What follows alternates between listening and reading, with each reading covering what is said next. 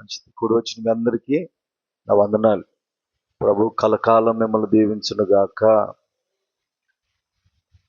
నిజమే, గడిచిన సంవత్సరం అప్పుడే అయిపోయింది. ప్రసన్న కుమార్ గారు చనిపోయి, మరి విడవబడిన భార్య, కుమార్తె, అల్లుడు, మన సంతానము, వృద్ధాప్యంలో ఉన్నటువంటి తల్లి, వారి కుటుంబీకులు, వారింటి పేరిట వారందరికీ కూడా ప్రభు ఆదరణ దయచేయునుగాక. చెప్పాలి బిగ్గరగా ఆమేన్ చెప్పరా? మంచిది. వాక్యంలోనికి వెళితే కొద్ది సమయం మాట్లాడుకుందాం. ప్రసంగి గ్రంథం 5వ అధ్యాయం 15వ వాక్యం. ప్రసంగి గ్రంథం 5వ అధ్యాయం 17వ వాక్యం. వాడు ఏ ప్రకారముగా తల్లి గర్భము నుండి వచ్చునో ఆ ప్రకారముగానే తాను వచ్చినట్లే దిగంబరిగా మరలా పోవును. తాను ప్రయాసపడి చేసుకున్న దానిలో ఏదైనాను చేత పట్టుకొని పోడు. అతడు వచ్చిన ప్రకారముగానే మరలా పోవును. చాలమ్మా, చాలు. నిజమే, మనిషి ఈ లోకంలోనికి ఎలా వస్తాడో అలాగే ఈ లోకాన్ని విడిచి వెళ్ళిపోతాం. మీరు చెప్పకపోతే బాగోదు, చక్కగా చెప్పండి, సంతోషంగా చెప్పండి. వాస్తవానికి దేవుని బిడ్డలైనటువంటి వారికి మరణం చాలా సంతోషకరమైనదట. నమ్మిన వాళ్ళు స్తోత్రం చెప్పండి. దేవుని పిల్లలకు, మరలా చెప్తా ఉన్నాను, దేవుని పిల్లలకు మరణము చాలా సంతోషకరమైనదట.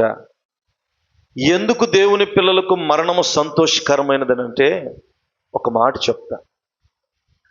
భక్తుడైనటువంటి పౌలు, దేవుడు తన యొక్క జీవితాన్ని మార్చి ఎక్కడ పట్టుకున్నాడు చెప్పండి? సౌలు అనబడినటువంటి పౌలును ప్రభువారు ఎక్కడ పట్టుకున్నారు? దమస్కు మార్గములో పట్టుకున్నాడు. ఒకప్పుడు పాపి, ఒకప్పుడు వేషధారి, ఒకప్పుడు నిజమైనటువంటి క్రైస్తవం యొక్క దేవుని యొక్క విలువలు తెలియని వాడు, ఎరుగనటువంటి వాడు.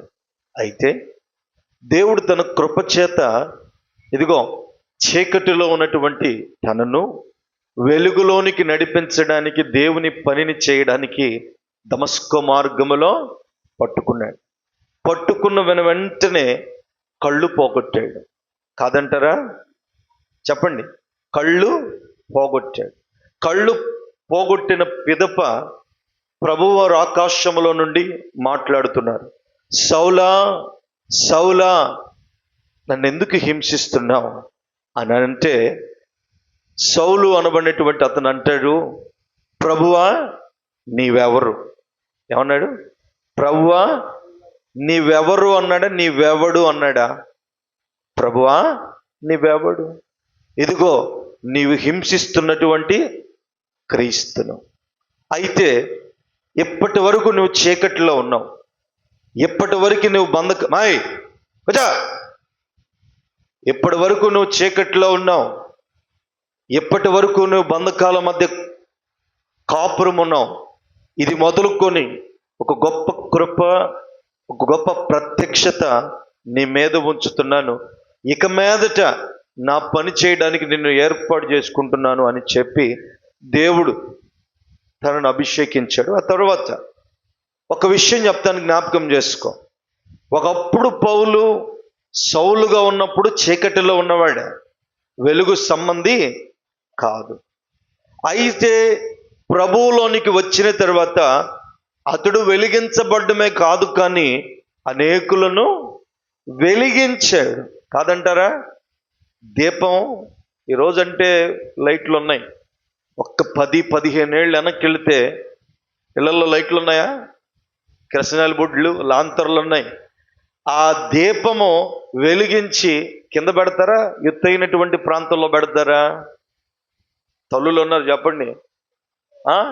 చెప్పరే. మీరు చదువుతూ ఉంటే ముందుకెళ్తుంది, లేకపోతే ఇక్కడ ఆగిపోద్ది. చెప్పండి. ఇప్పుడు దీపము వెలిగించినప్పుడు, ఇప్పుడు అక్కడ ట్యూబ్ లైటే వెలిగించబడింది, గోడ మీద పెట్టారా కింద పెట్టారా? ఎందుకు? అంత వెలిగించడానికి. మరి ఈరోజు మరలా చెప్తున్నాను, ఈరోజు మనం నిజమైనటువంటి క్రైస్తవులమే, ప్రభువుని ఎరిగినటువంటి వారమే, ప్రభువును తెలుసుకున్నటువంటి వారమే, బాప్తిసం తీసుకున్నటువంటి వారమే. మరి మనం వెలిగించబడుతున్నప్పుడు మన ద్వారా కూడా ఒక 10 మంది వెలిగించబడాలి. వెలిగించబడే అనుభవంలో మనం ఉండాలి. అందుకే ఒకప్పుడు చీకటిలో ఉన్నటువంటి పౌలు, ఒకప్పుడు చీకటిలో బ్రతుకుతున్నటువంటి సౌలు అనబడిన పౌలు, దేవుడు తన కృప చేత అనేకులు వెలుగుగా నింపుటకు చీకటిలో నుండి వెలుగులోనికి తీసుకొని వచ్చాడు. ఇదిగో మరలా చెప్తా ఉన్నాను, చీకటిలో ఉన్న సౌలును వెలుగులో నింపినప్పుడు అనేకులకు వెలుగుగా మార్చబడ్డాడు పౌలు. అయితే ఈరోజు మనము కూడా చీకటిలో ఉన్నాము, ఉండలేదు అని మన మనస్సాక్షికే తెలియాల. ఒకరు చెబితే కాదు, ఒకరు సర్ది చెబితే కాదు. మనం చీకటిలో ఉన్నామా వెలుగులో ఉన్నామా మన మనస్సాక్షికి తెలియాలి. బాగా వినండి వాక్యాన్ని. ఎందుకు ఈ మాటలన్నీ మీకు చెబుతున్నానంటే, ఇదంతా కూడా మరణానికి ముడిపడి ఉంది. ఏటి మరణానికి ముడిపడి ఉందనంటే, చనిపోయినప్పుడు సమాధుల రాళ్ల మీద, ఫ్లెక్సీల మీద సేవకులు చెప్పే వాక్యములో ఏమని మొట్టమొదట రాయబడి ఉంటుందంటే, క్రీస్తునందు మృతునందు మృతులు ధన్యులు. ఎక్కడ? చెప్పరే. నాకు శివుడా, మీకు మీరు ముగ్గులా చెప్పండి. క్రీస్తును, నిజమేగా ఏమండి? చనిపోయినప్పుడు రాయి మీద రాసే పేరేటి? వాక్యం ఏమిటి?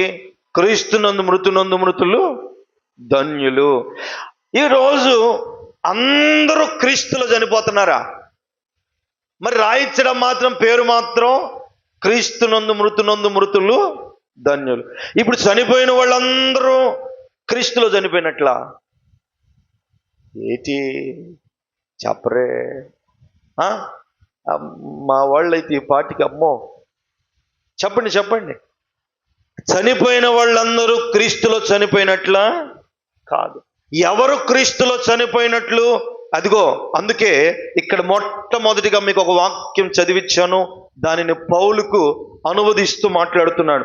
వాడు ఏ ప్రకారముగా తల్లి గర్భము నుండి వచ్చునో ఆ ప్రకారముగానే తను వచ్చినట్లు దిగంబరిగా మరలా పోవును.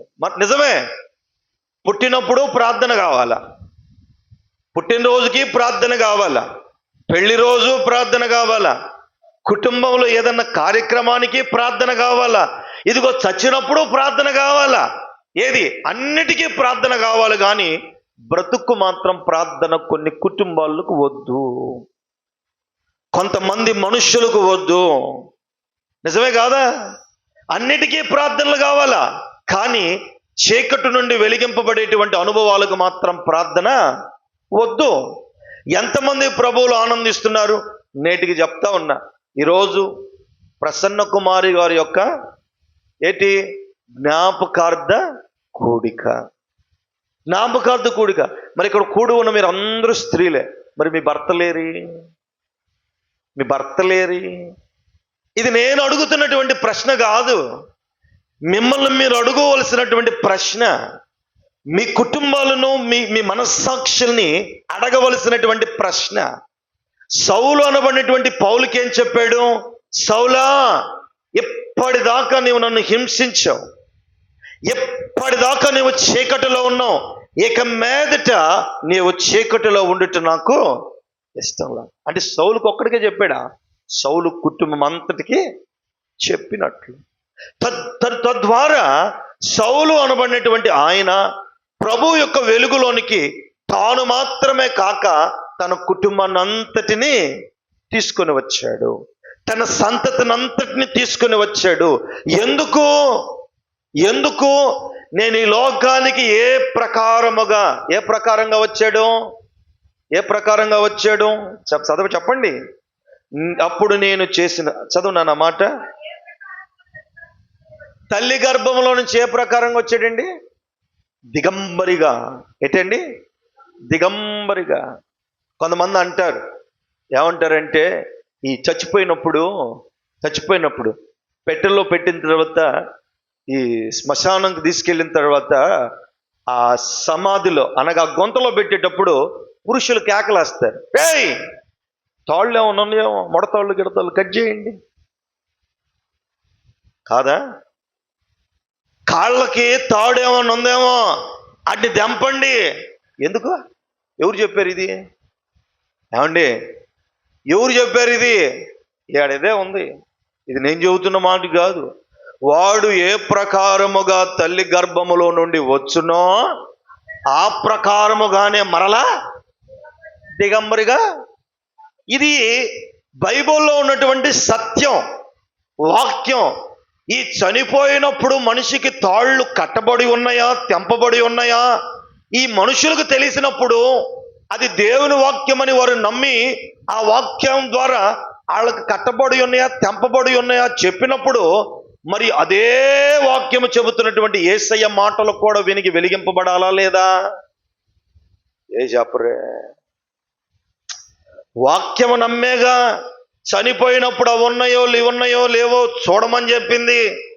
మరి అదే వాక్యం చెబుతుందిగా ఏమని దిగంబరిగా వచ్చావు, దిగంబరిగా వెళతావు. ఎవరు చెప్పినటువంటి వాక్యం? దేవుడు తన సేవకుడైనటువంటి ప్రసంగి అనబడినటువంటి సొలొమోనుకు రాజుకు చెప్పినటువంటి మాట. మరి ఆ వాక్యము కూడా మనుషులు వినాలిగా. అయ్యండ్రో అయ్యొద్దు, ఈ పై అనుభవాలు కావాలా? ఏంటి పై అనుభవాలు? మరణమును గురించినటువంటి ఆలోచన నేటి జనమునకు, నేటి తరానికి లేదు. ఆడు పుట్టాడు, ఇంకొకటి చచ్చిపోతున్నాడు, అందరూ చచ్చిపోతున్నారు, రేపు నేను కూడా చచ్చిపోతున్నాను అన్న ఆలోచనలో ఉన్నారు. కానీ ఈ చచ్చిన వారు ఎటు వెళ్తున్నారు? ఈ చచ్చిపోయిన వాళ్ళు ఎక్కడికి వెళుతున్నారు? ఏ మార్గాన్ని వెళుతున్నారు? ఇప్పుడు ఈ దేవుని సన్నిధి అనే మార్గంలోనికి రావాలంటే ఈ మార్గం అని మనకు తెలుసు. ఇటు నుండి వచ్చినా వస్తాము, ఈ వైపు నుండి వచ్చినా వస్తాము, ఈ వైపు నుండి వస్తాము, మనకు తెలుసా? ఈ మందిరానికి ఎన్ని దారుబంధరాలు ఉన్నాయో, ఎన్ని ఏ లోపలికి రావాలంటే ఎటు నుంచి రావాలో మనకు తెలుసు. మరి ఎన్ని తెలిసిన మనకి చనిపోయినప్పుడు, చచ్చినప్పుడు ఎటు వెళ్ళాలో, ఎటు వెళతామో, ఎటు వెళ్ళవలసి ఉందో తెలియాలా లేదా? మరి తెలిసిందా? ఏమండి, మరి తెలిసిందా? భక్తుడైనటువంటి పౌలు అదే చెబుతున్నాడు. మంచి పోరాటము పోరాడాను, నా పరుగు తుదముట్టించాను. ఏ పోరాటం? దేవుడు అవకాశం ఇచ్చాడండి సౌలుకి. చీకటిలో ఉన్న సౌలును వెలుగులోని తీసుకొచ్చాడు. ఇదిగో ఇక మీదట మరల చీకటిలోనికి వెళ్ళొద్దు. చీకటిలోకి వెళ్ళావా నరకంలోకి వెళ్తావు, వెలుగులోనికి వెళ్ళావా నీవు వెలిగింపబడుతూ అనేకులు వెలిగించావా నిత్య జీవములో నా కుడి పార్శ్వాన ఉంటావు. మరి చెప్పిన మాట చివరి గడియలో, చివరి క్షణములో అదే పౌలు చెబుతున్నాడు, దేవుడు నా మీద పెట్టినటువంటి భారాన్ని నేను నమ్మకంగా ముగించాను. నేను ఏ మార్గాన్ని వెళతాను? యేసయ్య మార్గానే వెళతాను తప్ప లోకులు వెళ్ళే మార్గంలో నేను చెప్పుకున్నాడా లేదా? ఏది చెప్పండి, చెప్పుకున్నాడా లేదా? మరి చెప్పుకున్నాడు అని అంటే తన విశ్వాసం గొప్పది, తన పరిశుద్ధత గొప్పది. మరి నేటి తరానికి, నేటి జనులకు ఆ అనుభవం ఉందా? ఈ సచ్చినోడు నేను ఎక్కడికి, రేపు చచ్చిపోతే ఎక్కడికి వెళ్తాం? ఏ మార్గాన్ని వెళ్తాం? ఎటు వెళ్తాం? కొంతమంది చూస్తున్నా కాళ్ళు మడవా. కొంతమంది ఇది మరలా చెప్తున్నా, తప్పుగా అనుకోకండి, దేవుని సన్నిధి, ఇది దేవుని యొక్క ఇక్కడ ప్రభువారే ఉన్నారని మనం విశ్వసించాల. ప్రభువారే దిగి ఉన్నారని. మీరు కాళ్ళు వైపు తిప్పారనుకో, ప్రభువారి వైపు తిప్పినట్టు. ఏమి చెప్తున్నాను?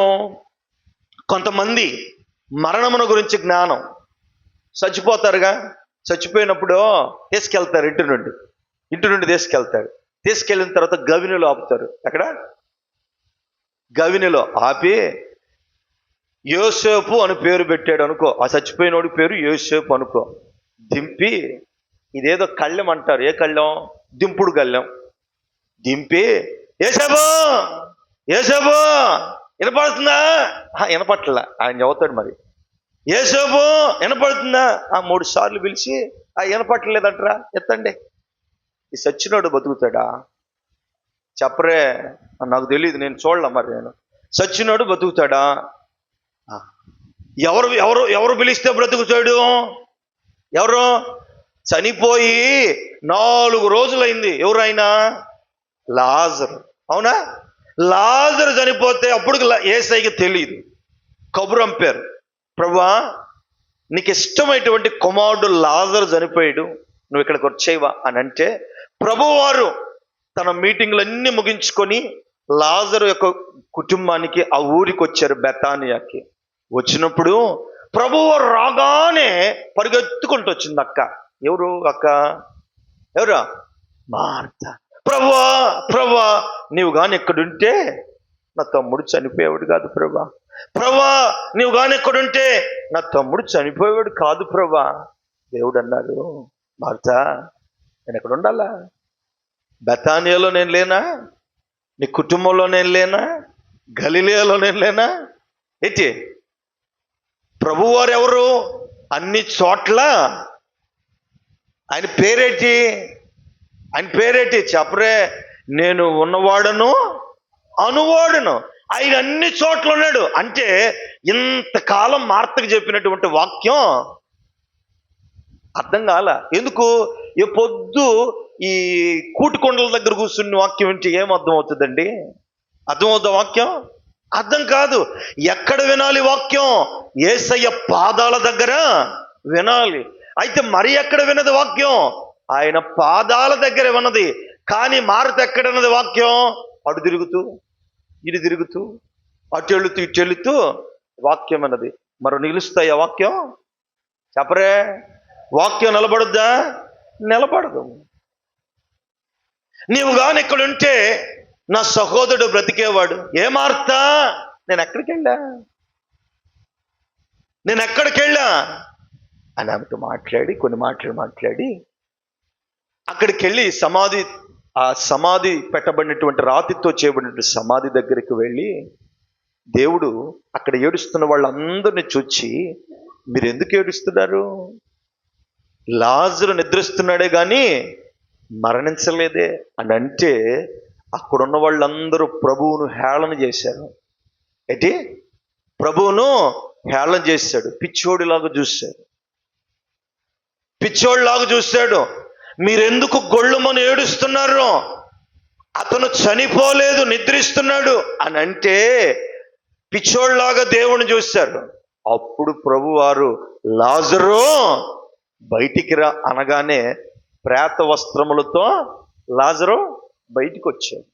అందరూ ఆశ్చర్యపోయి చూశారు. ఈ మాటలన్నీ నేను ఎందుకు మీకు చెబుతున్నాను తెలుసా? మీకు తెలిసినయే, కొత్త మాటలేం కాదు. కానీ దీనిలో ఉన్నటువంటి ఆత్మీయత ఏమిటో తెలుసా? ఈ చనిపోయినప్పుడు ఈ దింపుడు కళ్ళం దగ్గర కేకలు వేసి పిలుస్తారు చూడు, వీళ్ళేమో సుప్రభా చెప్పరే. వీళ్ళు పిలిచిన పాటికి ఆయన లేచి ఆ పెట్టులో నుండి లేచి పేతవస్త్రంలో లేచి, ఏంది తమ్ముడు పిలిచావని లేవడానికే. యేసు ప్రభువు వారు పిలిస్తేనే సమాధులలో ఉన్నవారైనా, క్షయితను ధరించుకున్న వాళ్ళైనా, ఏది చీకటిలో ఉన్న వాళ్ళైనా, ఎవరైనా సరే, క్షయితలో ఉన్నవాళ్ళు అక్షయితను, చీకటిలో ఉన్నవారు వెలుగును, సమాధుల్లో ఉన్నవాడును పరలోకమునకు ఎత్తబడతారు. ఎవరు పిలవాలా? యేసయ్య పిలవాలా? మరి ఎన్ని తెలిసిన వాళ్ళు, పిలుపును పిలిచిన వాళ్ళు, సమాధిలో పెట్టబడినప్పుడు ఇవన్నీ తెంపిన వాళ్ళు, ఇవన్నీ ఏర్పాటు చేసింది యేసయ్యే. మరి యేసయ్య యొక్క మాటలకు కూడా విని రక్షణలోనికి వెలుగులోనికి వస్తే ఎంత మంచిది కాదా? అదొక్కటి వద్దు. ఒక్క మాటలో చెప్పనా, మరణం అంటే ఈరోజు విలువ లేదు. ఉందండి? వెలుగు లేదు. కానీ దేవుడు మరణానికి ఎంత విలువిచ్చాడో తెలుసా? ఎంత విలువిచ్చాడో తెలుసా? ఎంత యోగ్యమైనదో తెలుసా మరణం? ఈరోజు మనిషి వాళ్ళకి నచ్చినటువంటి జీవితాల్లో, నచ్చిన బ్రతుకుల్లో మరణిస్తున్నారే కానీ దేవునికి ఇష్టమైనటువంటి మరణాన్ని వాళ్ళు పొందుకోలేకపోతున్నారు. దేవునికి నమ్మకమైనటువంటి మరణాన్ని పొందుకోలేకపోతున్నారు. ఈరోజు మరణించిన ఎడల కేవలం ఏదో సమాధి మీద రాయి మీద పేరు రాస్తేనో లేకపోతే వాక్యం రాస్తేనో పరలోక రాజ్యానికి వెళ్ళాం. క్రీస్తునందు మృతులంటే ఒక్కసారి ప్రభువును ఎరిగిన తర్వాత దేవుని యొక్క సన్నిధిలో నమ్మకంగా చిరకాలం చచ్చేంత వరకు ప్రభువును విడిచిపెట్టకుండా ఎన్ని కష్టాలు వచ్చినా, ఎన్ని ఇబ్బందులు వచ్చినా, ఎన్ని ఒడిదుడుకులు వచ్చినా, ఎన్ని సమస్యలు వచ్చినా, అవరోధాలు వచ్చినా, కన్నీళ్లే అన్నపానాలైనా ప్రభువు కోసం నిలబడి ఒకవేళ అకాలముగా మరణం వచ్చినా అదే క్రీస్తునందు మరణం. అట్టి వారు ఎక్కడికి వెళ్తారండి చెప్పండి? పరలోక రాజ్యంలోనికి వెళతారు. లాజరు మరణించాడు.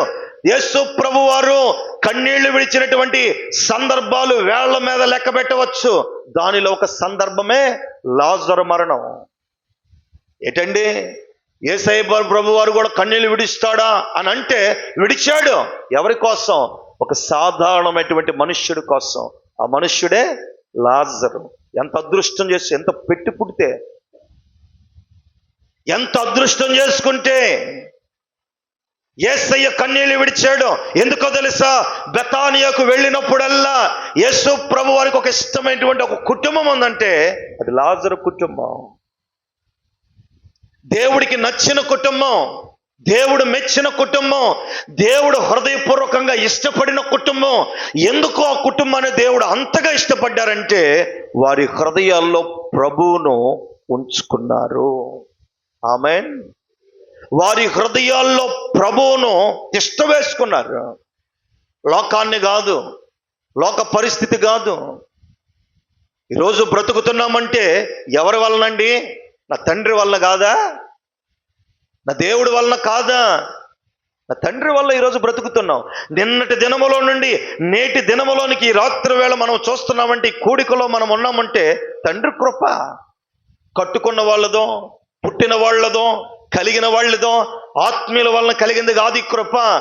యేసయ్య తన కృపలో, తన ప్రేమలో ఇంకా నిన్ను ఏర్పాటు చేసుకున్నాడు గనుక, ఇంకా తన కనుచూపుల్లో నీవు ఉన్నావు గనుక నేటికి నీవు సజీవులుగా దేవుని మందిరములో ఉన్నావు. ఆయన కృప.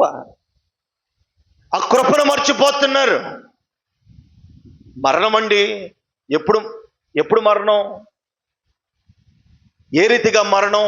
ఎప్పుడు ఎవరిని కమ్ముతుందో తెలుసా? కొంతమంది అంటుంటారు, ఏమని? ఈ నిద్రలో ఎవరైనా చచ్చిపోయారు అనుకో, ఏంటి నిద్రలో, అబ్బా మంచి మరణమయ్యా, మంచి సావు చచ్చారయ్యా, పిల్లల చేత ఇబ్బంది పడకుండా, కుటుంబం చేత నలిగిపోకుండా, తిండి లేకుండా, ముసలోళ్ళై, కోడలు కొడుకు తిండి పెట్టకుండా, మనవాళ్ళు తిండి పెట్టుకోకుండా మధ్యలోనే చచ్చిపోయాడు. మంచి మరణం అంటారు. అది మంచి మరణమా? ఏటి మంచి మరణం? ఏమండి, ఏది మంచి మరణం? క్రీస్తునందు మృతి పొందడం మంచి మరణం. క్రీస్తునందు ఏటి? క్రీస్తులో ఉన్నటువంటి ఆధిక్యత ఏంటి? భక్తుడైనటువంటి పౌలు అంటారు, తాను చనిపోతున్నప్పుడు, తను హతసాక్షిగా చేస్తున్నప్పుడు ఒక పెద్ద చెక్క మీద పెట్టి అతని తలను శిరచ్ఛేదనం చేద్దామని సిద్ధపడుతున్న సమయంలో అతని తలను ఆ చెక్క మీద పెట్టినప్పుడు పౌలు మాట్లాడుతున్నటువంటి మాట ఏమిటో తెలుసా? ప్రభువా, చీకటిలో ఉన్న నన్ను వెలుగులోనికి నడిపించావు, నా ద్వారా అనేకులను వెలుగులోకి నడిపించావు. అయితే నా మరణమైన నీ యందు నేను మరణించాలి కానీ ఈ తుచ్చలైనటువంటి వీరి చేతిలోనే నా మరణము ఉండటానికి వీలు లేదు అని చెప్పి కత్తిని, అక్కడ ఉన్నటువంటి ఆ భటుడు కత్తిని ఎత్తి అతన్ని చంపాలనేటువంటి ఆ పరిస్థితిలో అలాగ కత్తి ఎత్తి అతన్ని చంపజూచినప్పుడు ఆ చంపేలోపే పౌలులో నుండి దేవుడు తన ఆత్మను తీసివేసుకున్నాడు. స్తోత్రం చెప్పు. తను ఆశించినటువంటి మరణం, దేవునికి ఇష్టమైనటువంటి మరణం, అతను చంపేలోపు దేవుడు పౌలు మరణాన్ని తీసేసుకున్నాడు. ఎందుకు? తన కోరిన కోరిక, నా మరణం ఈ దుష్టుల చేతుల్లో, వ్యర్థుల చేతుల్లో ఉండటానికి వీల్లేదు. ఈరోజు నీ మరణం ఏదండి? చెప్పండి, ఎలాంటి మరణం?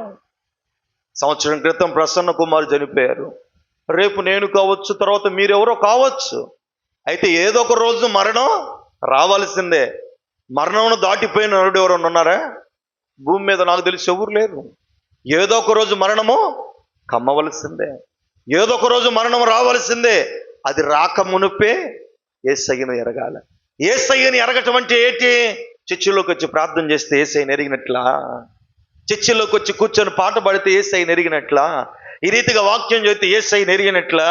ఏది యేసయ్యని ఎరిగినట్లు అని అంటే, ఇదిగో నీ మాటలోనే కాదు, నీ క్రియల్లో కూడా యేసయ్యని ఎరిగినట్లుగా చూపించగలగాల. క్రియలు లేని విశ్వాసం, విశ్వాసం లేని క్రియలు మరణం.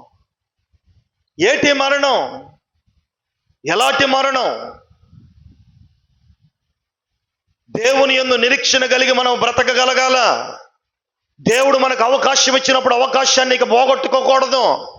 ఒక్కసారి మన జీవితాలను, మన బ్రతుకులను ఒక్కసారి ముందు జీవితాలను, నేటి జీవితాలను పరీక్షించుకుంటే ఉంటే ఎన్ని ఆశ్చర్య కార్యాలు చేస్తుంటారండి.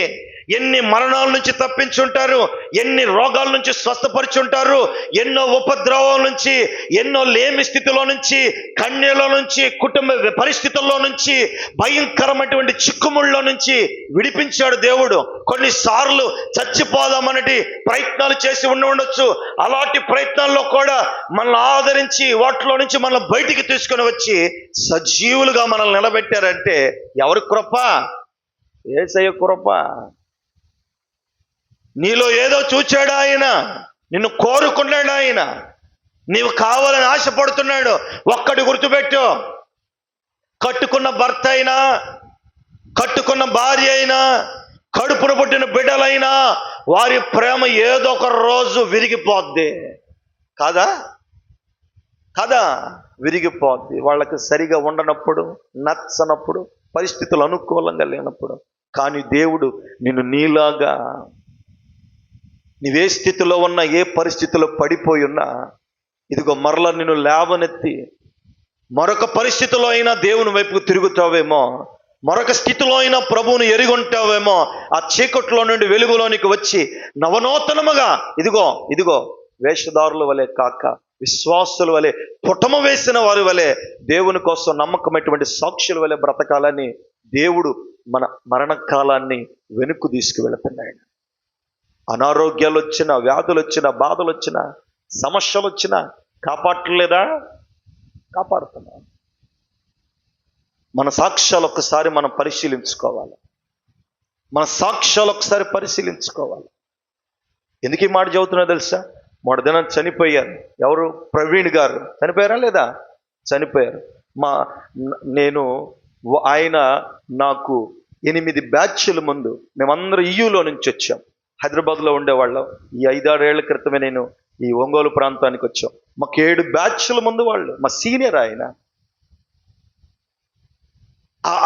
ఆ సేవలో నుంచి వచ్చినటువంటి వాళ్ళకి నిబద్ధత ఏమిటో తెలుసా? చచ్చినా దేవుడి కోసమే, బ్రతికినా దేవుని కోసమే.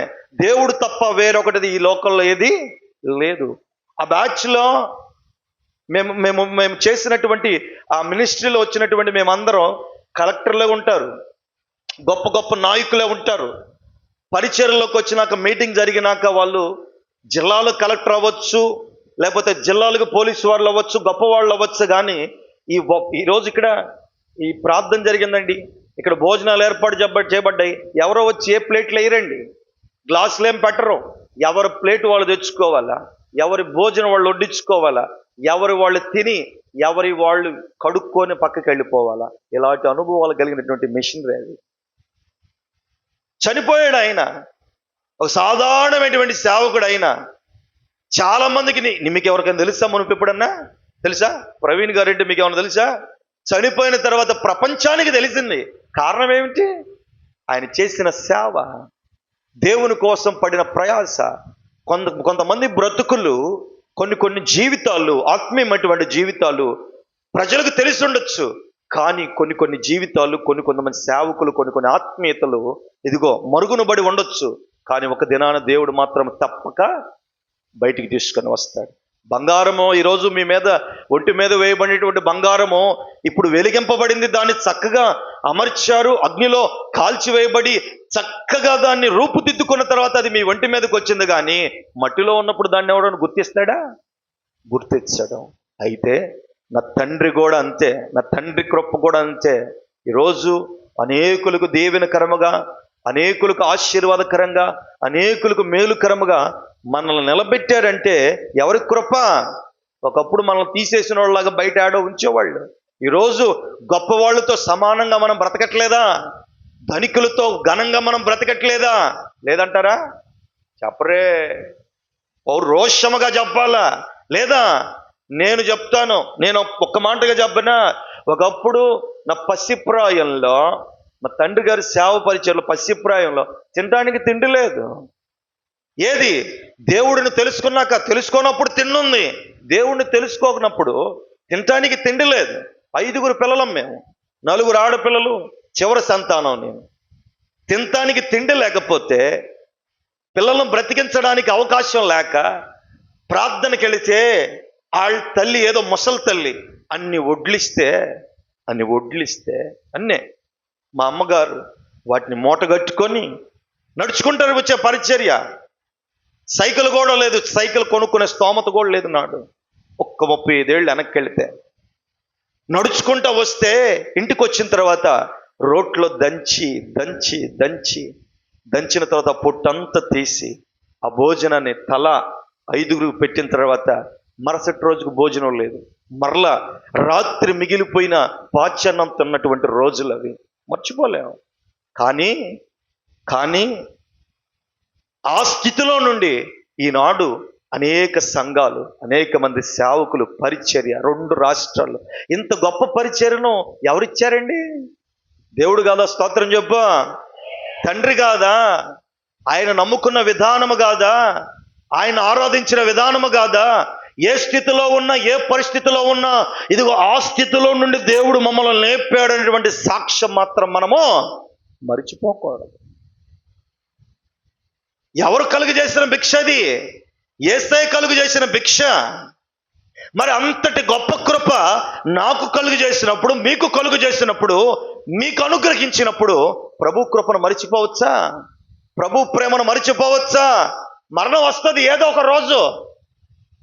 అది రేపు వస్తుందా, ఎల్లుండి వస్తుందా, సంవత్సరానికి వస్తుందా, తర్వాత విషయం.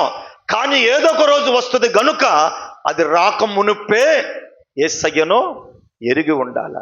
ఎరిగి ఉండటం అంటే ఏదో పాట పాడితేనే ఎరిగి ఉండటం కాదు, ఏదో ప్రభు సన్నిధిలో ప్రార్థన చేస్తే ఎరిగి ఉండటం కాదు. ఒక్కసారి ప్రభువును పట్టుకున్న తర్వాత మరణమైనా సరే ఆ ప్రభువును విడిచిపెట్టకూడదు, ఆ పరిశుద్ధతను విడిచిపెట్టకూడదు. నీరు కారిపోకూడదు విశ్వాసం,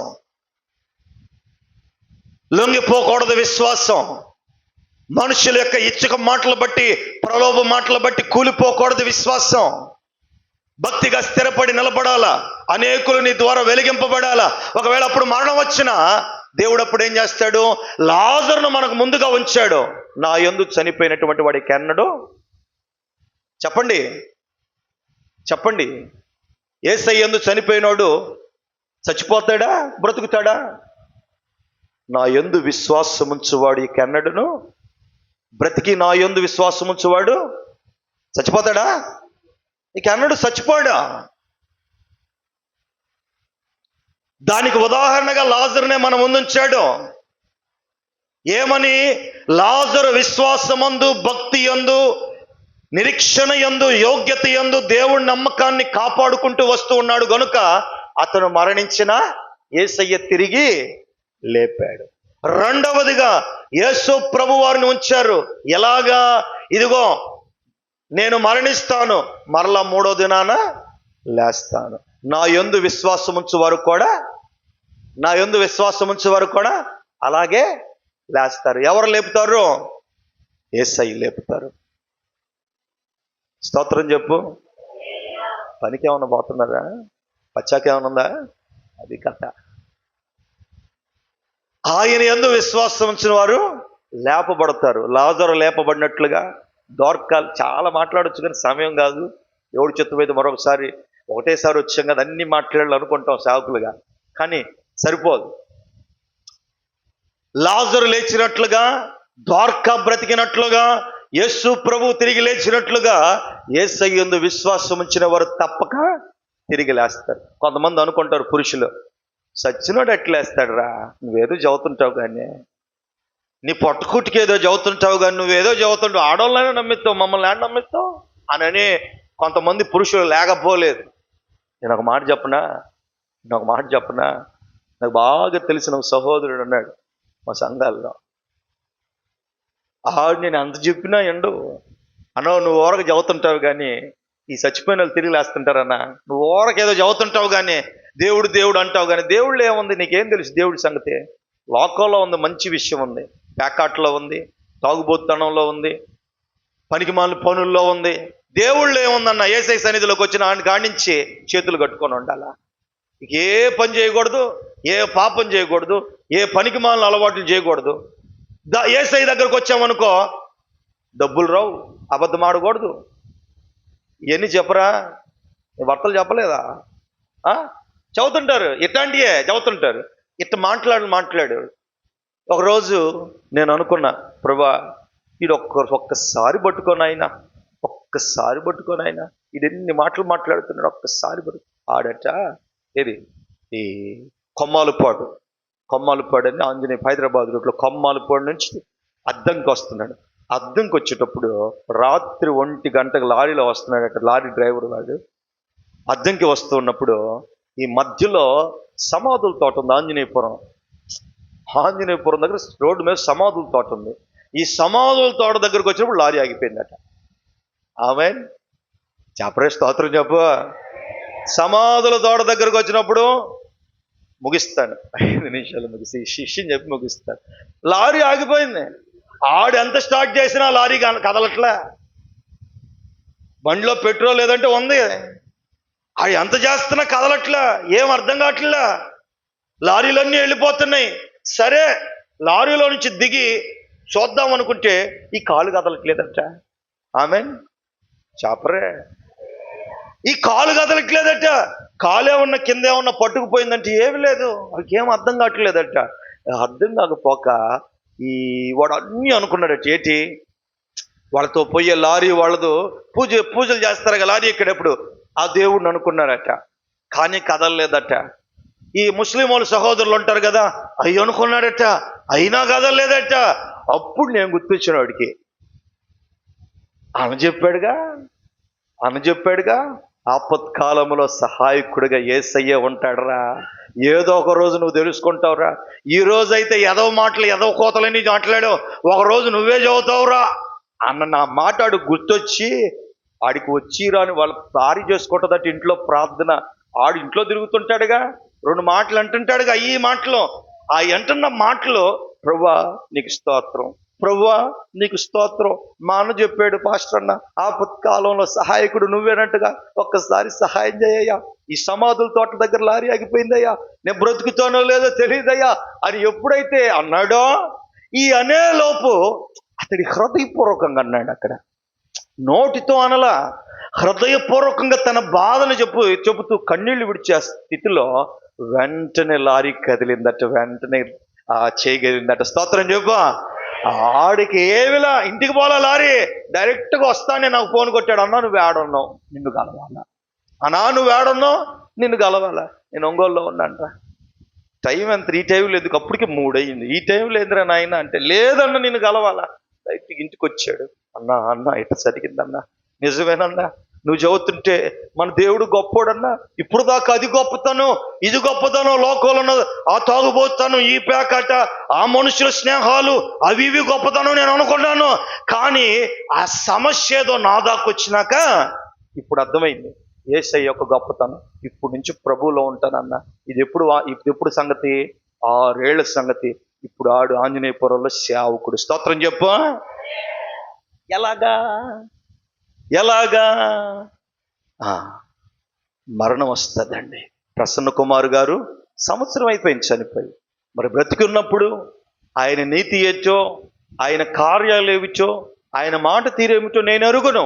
అయితే క్రీస్తునందుండి ఆయన బ్రతికినటువంటి కాలం దేవుని సన్నిధిని విడిచిపెట్టక దేవునిలో బ్రతుకుతూ, సేవకులను ప్రేమిస్తూ, సంఘాన్ని ప్రేమిస్తూ, ఆత్మీయతలో కట్టబడి, ఇదిగో వాక్యములో ఎదగబడుతూ, మేలుతో నింపబడి ఒక మంచి పరిచర్య ధర్మములో కానీ ఉండగలిగితే, ఉండినట్లయితే అతని నిత్య రాజ్యంలో తప్పక దేవుడు ఉంచునుగాక. విడవబడినటువంటి భార్యను ఆదరించాల.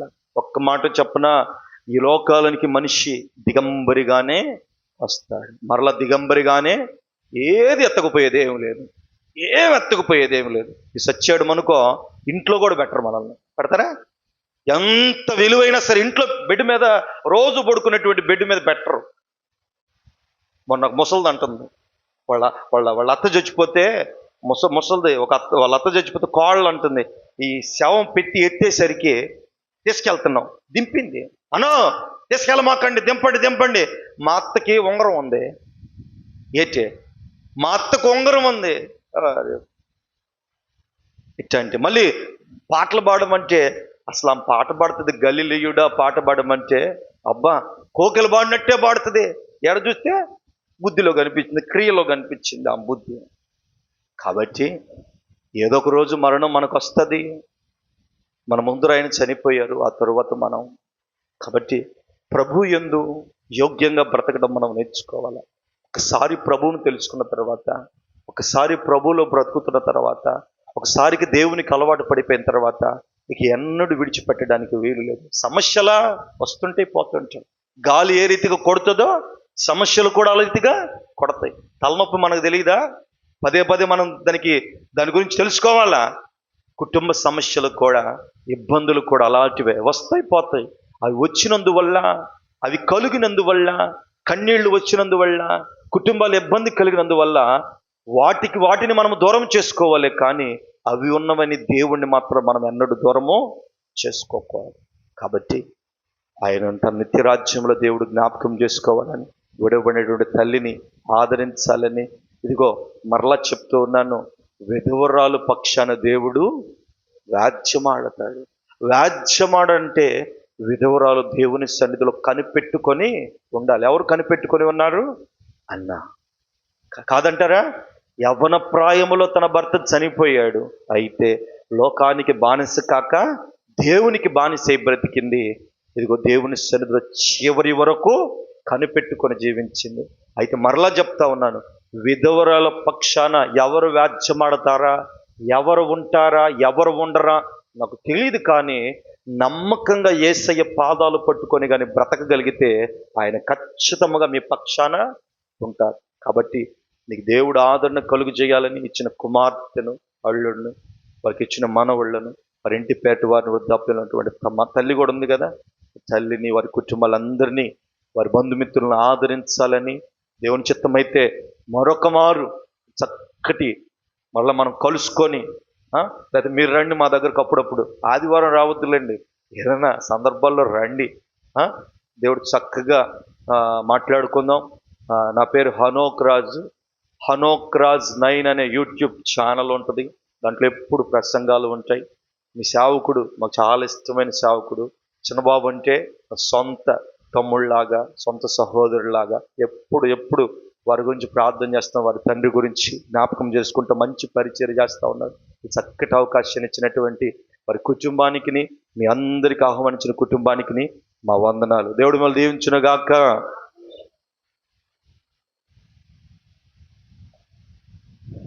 Praise the Lord. Hallelujah, hallelujah. దైవజనులు చక్కటి మాటలు, శ్రేష్టమైనటువంటి మాటలు,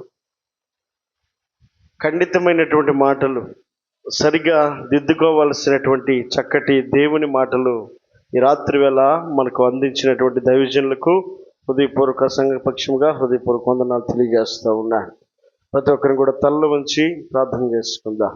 వినబడినటువంటి మాటలు చాలా శ్రేష్టమైనటువంటి మాటలు. ఇవి మనుషుల మాటలు కాదు, మహోన్నతుడైనటువంటి దేవుని యొక్క మాటలు. ఈ మాటలు వినినటువంటి నీవు ఆ మాటలను కనుక హృదయంలో పదిలపరుచుకోగలిగితే నీ జీవితం నూతనమైనటువంటి ఉజ్జీవంతో ప్రారంభించబడుతుంది. ఆ మాటలు నిత్య జీవానికి బాటలు వేస్తాయి. అవి పదిలపరుచుకుంటే నీ జీవితము ఆశీర్వాదకరంగా మార్చబడుతుంది. కనబడుతున్నటువంటి సృష్టి అంతా కూడా ఒకానొక దినాన లయమైపోతుంది. మానవులమైనటువంటి మనం కూడా ఈ భూమి మీద కనబడకుండా పోయే దినాలు ముందున్నాయి. కానీ మనం పోయేటువంటి మార్గము ఎక్కడికి అనేది ఈ రాత్రి వేళ దైవజనుల యొక్క నోట మనకు వినబడుతూ ఉన్నటువంటి మాటలను వింటూ ఉండగా, ఎందు నిమిత్తమై దేవుడి లోకమునకు నిన్ను నన్ను ఆహ్వానించి ఉన్నాడో, మరలా తిరిగి ఆయన ఆహ్వానించే సమయానికి ఆయన కోరుకున్నటువంటి ఉద్దేశాలకు తగినటువంటి క్రియలను నీవు నేను కనపరచలేకపోతే మనం ఈ భూమి మీద బ్రతికిన దినాలన్నీ కూడా వ్యర్థమైపోతాయి. దేవుడిచ్చినటువంటి శ్రేష్ఠ జీవితం ఎంతకాలం ఈ భూమి మీద బ్రతికేమనేది కాదు, కానీ మనం బ్రతికినటువంటి బ్రతుకులో ఎంతవరకు దేవునికి ఇష్టలమై ఉన్నాం. హానోకు దేవునికి ఇష్టడై ఉన్నాడట. హేబేలు దేవునికి ఇష్టడై ఉన్నాడు. ఈ భూమి మీద బ్రతికినటువంటి కాలము కొద్ది కాలం అయినప్పటికీ వారి యొక్క సాక్ష్య జీవితము అనేకులకు ఆదర్శకరంగా కనబడతా ఉంది, దీవెనకరంగా కనబడతా ఉంది. మనం ఈ భూమి మీద బ్రతికినటువంటి దినముల కంటే దేవునితో గడిపినటువంటి, దేవుని మెప్పును పొందినటువంటి దినాలు ఎన్నో ఒకసారి జ్ఞాపకం చేసుకుందాం. ప్రభువునందు మృతునందు క్రీస్తునందు మృతులు ధన్యులు అని మనము వింటూ ఉన్నాం, చూస్తూ ఉన్నాం, ఆ కార్యాలు చేస్తూ ఉన్నాం. వాస్తవంగా చనిపోయే సమయానికి, మరణించే సమయానికి క్రీస్తులో ఉన్నామా? నమ్మకంగా ఆయన వాక్యానుసారమైనటువంటి జీవితంలో కొనసాగగలుగుతూ ఉన్నామా?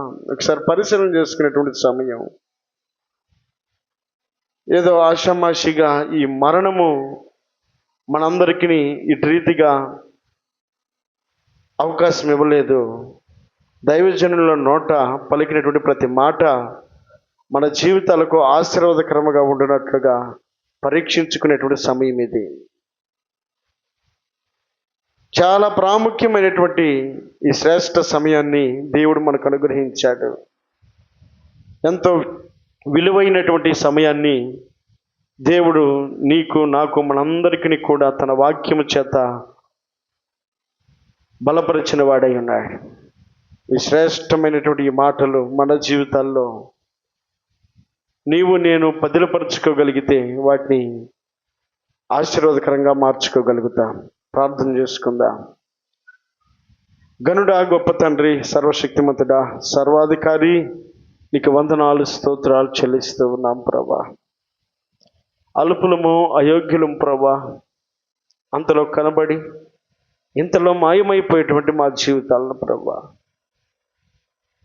దేవ గడ్డి పువ్వు వంటి మా జీవితాలను నాయనా, సాగిపోయే నీడ వంటి జీవితాలను నాయనా, దేవ కనుమరుగైపోయేటువంటి మా జీవితాలను నాయనా, కంటికి రెప్పలా కాపాడి భద్రపరిచిన ఆయన, మాలో ఉన్నటువంటి ఘనతను బట్టి కాక కేవలం నీ కృప చేత ఇంతకాలము బ్రతకటానికి కృపనిచ్చావయ్యా. మాకంటే ముందుగా వెళ్ళినటువంటి వారు వారికంటే గొప్పవారమై ఉన్నామని కాదు, కానీ కేవలం నీ ఉచితమైనటువంటి కృప నాయన. దుష్టుడు దుష్టులాగే మరణించుట నీకు సంతోషము కాదు అని నీ యెహెజ్కేలు గ్రంథంలో తండ్రి నీ వాక్యం సెలవిస్తూ ఉంది నాయన. మీరు మార్పు నొంది మారు మనసు పొందుటే కదా నాకు సంతోషము అని నీ వాక్యం సెలవిస్తూ ఉంది నాయన. దేవా, మేము ప్రభా నరకాగ్నిలోకి వెళ్ళడానికి కాదు కదా మమ్మల్ని సృజించుకున్నది. దేవా, నీ రూపంలో మమ్మల్ని చెక్కుకున్నది నాయన.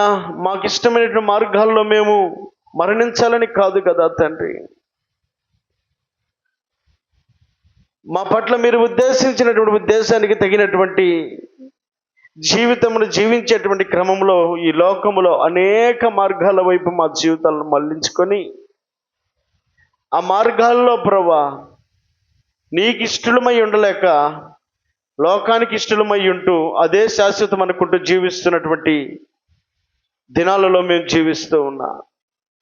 దేవా, మా ఆలోచన విధానమును మార్చుకొని ఏ విధము చేతనైనా మమ్మల్ని మీరు ప్రేమించి ఉన్నారో ఆ విధానమును జ్ఞప్తికి తెచ్చుకొని ఆ మార్గాల వైపు పరలోకములో మాకు ఒక నిరీక్షణ ఉందని ఎరిగిన ఆయన దేవా సౌలు పౌలుగా మార్చబడి నా పరుగు కడముట్టించితిని అని ధైర్యంగా చెప్పగలుగుతూ ఉన్నాడు.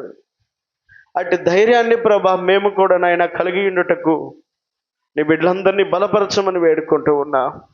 దేవానికి స్తోత్రాలు చెల్లిస్తూ ఉన్నాం ప్రభా. దినాలు సమీపిస్తూ ఉన్నాయి నాయన. ఈ లోకము నాయన శాశ్వతం కాదు నాయన. సంవత్సరాలు గడిచిపోతూ ఉన్నాయి నాయన. మనుషులు హృదయాలను మార్చుకోలేకపోతున్నారు.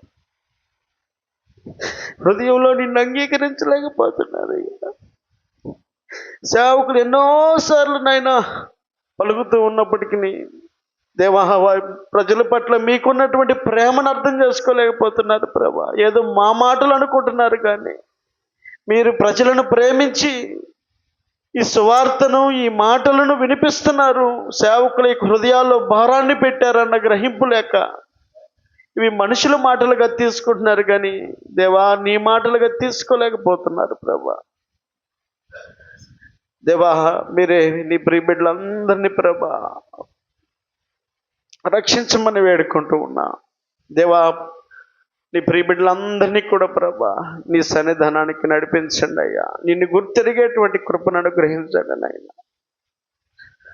దేవా ఈ లోకంలోనైనా ఎంత గొప్పవారమైనా ఎంత స్థిరుడైనా కేవలము బట్టి ఊపిరి వంటి వాడని నీ వాక్యం సెలవిస్తూ ఉంది కదా నాయన.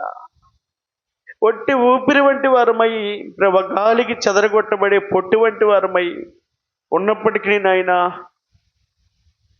దేవా నీకు లోబడలేనటువంటి జీవితాలను ప్రభా చాలా కనబడుతూ ఉండగా దేవా ఎంతో వేదన ఎంతో బాధ నాయన హృదయంలో దాగి ఉన్నప్పటికీ దేవా మీ కార్యము చేయమని వేడుకుంటూ ఉన్నా. దేవా నీ బిడ్డలందరినీ ప్రభా రక్షణ మారు మనస్సు నాయన ఇదిగో నిజ దేవుడు ఉన్నాడన్న గ్రహింపు కలిగి ఇదిగో ఈ మార్గం సరైనది కాదు, ఇదిగో మా కొరకు సిద్ధపరిచినటువంటి ఒక మార్గం ఉందని ఎరిగిన ఆయన ఆ మార్గం వైపు ప్రయాణించటానికి బిడ్డల మారు మనసును అనుగ్రహించమని వేడుకుంటూ ఉన్నా. ప్రత్యేకించబడి ప్రభా దేవా ఈ రాత్రి వేళ ఈ కూడికి ఏర్పాటు చేసుకున్నాడు కుటుంబమును దేవా సునీత గారి యొక్క భర్తనైనా ప్రసన్న కుమార్ గారినైనా ఈ లోకంలో ప్రభా మీరు ఇచ్చినటువంటి అవకాశంలో దేవా నీ కుమారుడు ప్రభా నీకు ఇష్టడై బ్రతికి ప్రభా నీ కొరకైనా దేవా మీరు పిలిచినటువంటి పిలుపులో ప్రభా దేవా నీ యొద్దకు చేరి ఉన్నాడని నమ్ముతూ ఉండగా దేవా మరలా తిరిగినైనా మేమేమై ఉన్నామో మేమే విధంగా ప్రభా ముగించాలో అటు రీతిగా దేవా నీ ప్రిబిడ్లందరి హృదయాల్లో పురికొల్పమని వేడుకుంటూ ఉన్నా. తండ్రి నీ కొందనాలు స్తోత్రాలు. దేవా విడవబడినటువంటి దేవా సతీమణ్ణి దేవా కుమార్తెను అల్లుడిని దేవ తోబుట్టువులను మీరందరినీ ప్రభా బలపరచమని వేడుకుంటూ ఉన్నాం. ఆదరించమని వేడుకుంటూ ఉన్నాం. మీరే ప్రభా కాపురవై నడిపించమని వేడుకుంటూ ఉన్నాం. దేవానికి స్తోత్రాలు చెల్లిస్తూ ఉన్నా. మీరు కాపరిగా ఉంటే గడాంధకారపు లోయలలో కూడా ప్రభా దేవా మా జీవితాలు ఆశీర్వాదకరంగా మార్చబడతాయి. నీకు స్తోత్రాలు చెల్లిస్తూ ఉన్నాం ప్రభా. సంఘం అంతటిని బలపరచండి. చేరువిచ్చినటువంటి బంధుమిత్రులు శ్రేయభిలాషులు అందరినీ కూడా బలపరచి నీ వాక్యముల హృదయములు స్థిరపరచమని వేడుకుంటే వాక్యం అందించినటువంటి దాసులను బలపరచండి. వారి పరిచర్యలను సంఘమును దీవించి ఆశీర్వదించమని రాత్రి వేళ ఇటు రీతిగా ప్రభా మేమందరము కలుసుకోవడానికి మీరు ఇచ్చిన కృపను బట్టి నీకు స్తోత్రాలు చెల్లిస్తూ యేసుక్రీస్తు పరిశుద్ధ నామములో అడిగి వేడుకుంటూ ప్రార్థించి పొంది ఉన్నాం మా పరమ తండ్రి.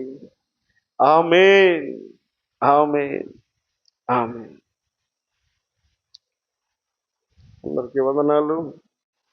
ఒక పాట పాడుతూ ఉండగా పలహారం తీసుకుందాం.